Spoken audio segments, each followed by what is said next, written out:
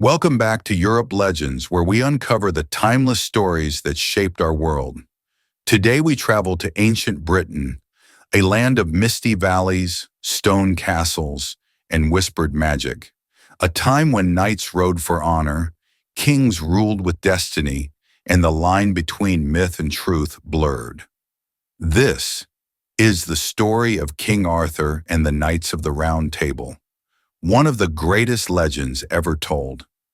But who was King Arthur really? Was he a real man? Or just a dream Britain told itself for hope and unity? Let's find out. The Boy Who Drew the Sword. The story begins in a time of chaos. Britain had no true king. Warlords fought for power, and peace was a memory. Then came a prophecy.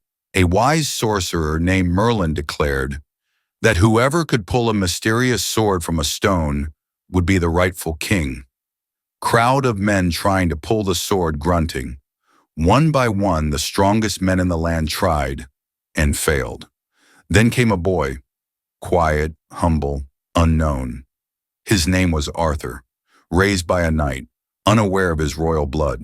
He stepped forward, took the sword's handle, and with a single effortless pull, in that moment, the crowd fell silent. A legend had begun. The rise of Camelot.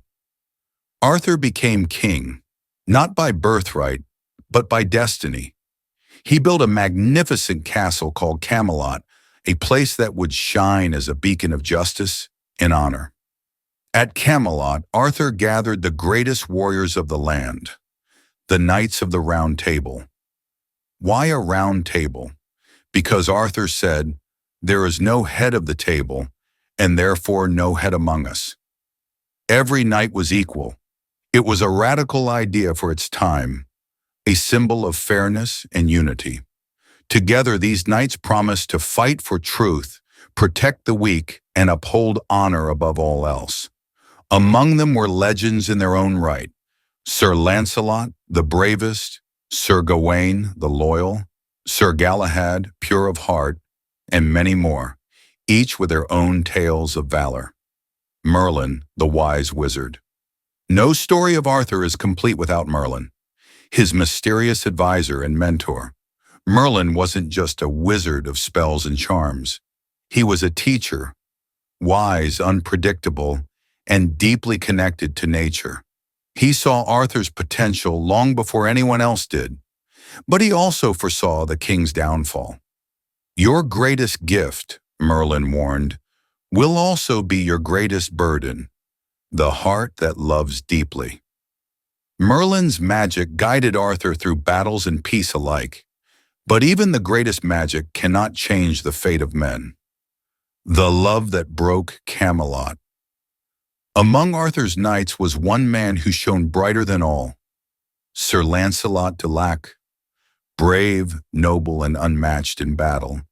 He was Arthur's best friend, and soon his greatest sorrow, because Lancelot fell in love with Arthur's queen, Guinevere. Their love was forbidden, yet impossible to stop. When the truth came to light, it tore Camelot apart. Arthur's heart was shattered. Lancelot fled, Guinevere was condemned, and the unity of the Round Table was lost. In that moment, the dream of Camelot began to fade. The quest for the Holy Grail. To heal the kingdom's wounds, Arthur and his knights sought a divine symbol. The Holy Grail, said to be the cup used by Christ at the Last Supper. It promised purity, redemption, and eternal peace.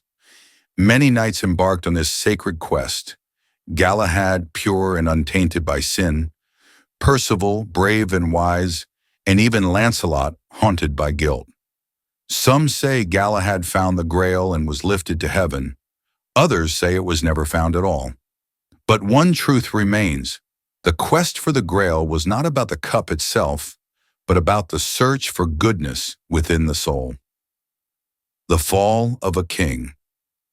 Years passed. The glory of Camelot dimmed.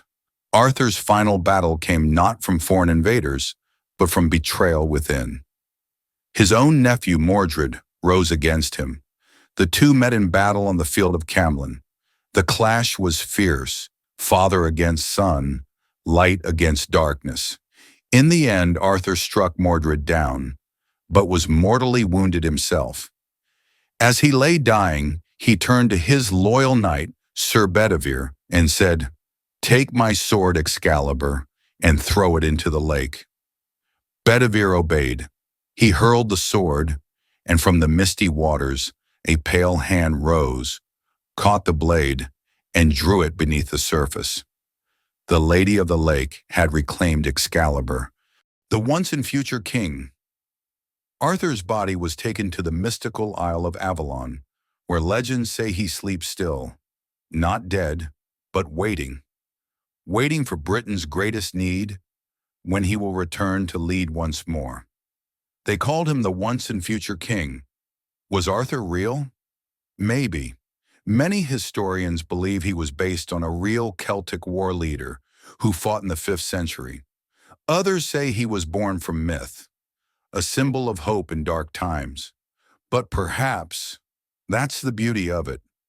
Whether man or myth, King Arthur reminds us that true leadership isn't about thrones or crowns. It's about courage, justice, and believing in something greater than yourself. Thank you for joining us on this journey through one of Europe's greatest legends. If you enjoyed this story, don't forget to like, share, and subscribe. Because next time on Europe Legends, we'll uncover another timeless tale, Robin Hood, the hero of Sherwood Forest.